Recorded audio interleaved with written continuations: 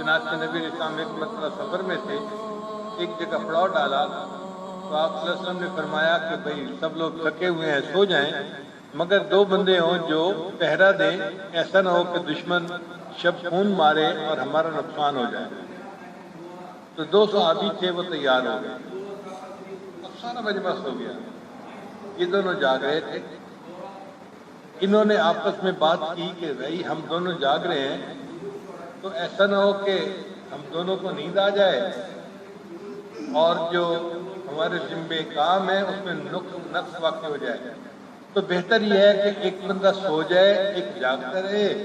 پھر ایک سو جائے، وہ سو جائے، دوسرا جاگ جائے گا، تو پوری رات جاگیں گے بھی صحیح اور نیند بھی نہیں آئے گی۔ چنانچہ جو صحابی تھے وہ تو سو گئے اور دوسرے جو تھے انہوں نے جاگنا شروع کر دیا۔ پھر انہوں نے سوچا کہ میں ایسے ہی جاگ رہا ہوں تو کیا فائدہ، بہتر ہے کہ میں 2 رکعت نفل پڑھ لوں اور اللہ کا قرآن پڑھ لیتا ہوں۔ چنانچہ انہوں نے 2 رکعت کی نیت باندھی اور سورہ کہف کی تلاوت شروع کر دی۔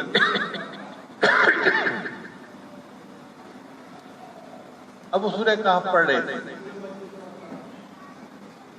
اللہ کی شان دیکھیں کہ دشمن قریب تھا، وہ آیا اور انہوں نے چاہا کہ ہم ان کے اوپر حملہ کریں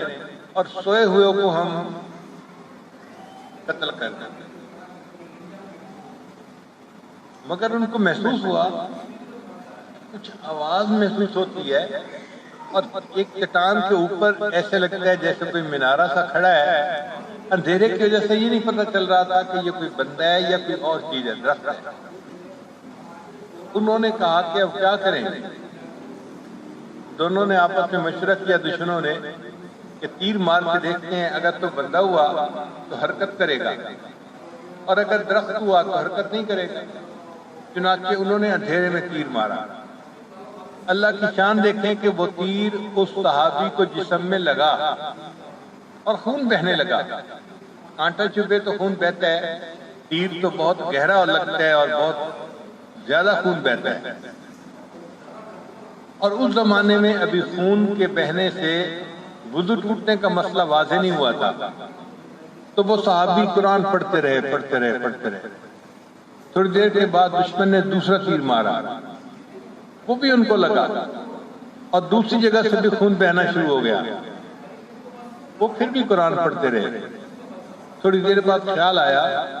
میرے جسم کی 2 جگہوں سے خون نکل رہا ہے، ایسا نہ ہو کہ زیادہ خون نکلنے کے جیسے میں بے ہوش ہو جاؤں تو میرا تو ساتھی بھی سویا ہوا ہے اور دشمن پھر سب کے اوپر حملہ کر دے گا، نقصان ہوگا، اور جو نبی علیہ السلام نے ڈیوٹی لگائی اس میں کوتاہی ہو جائے گی۔ تو انہوں نے جلدی سے سلام پھیرا اور اپنے ساتھی کو جگایا اور ساتھی کو جگاتے ہوئے عجیب الفاظ کہے کہ اگر مجھے فرض منصبی میں کوتاہی کا ڈر نہ ہوتا میں تیروں پہ تیر تو کھاتا رہتا، سورہ کہف کو مکمل پڑھے بغیر سلام نہ پھیرتا۔ کتنا مزہ آتا ہوگا کہ میں تیروں پہ تیر کھاتا رہتا، سورہ کہف کو مکمل پڑھے بغیر سلام نہ پھیرتا۔ ایسا لطف آتا تھا، ایسا مزہ آتا تھا، کاش کہ اللہ کرے ہمیں بھی قرآن مجید کے پڑھنے میں ایسا ہی مزہ آئے۔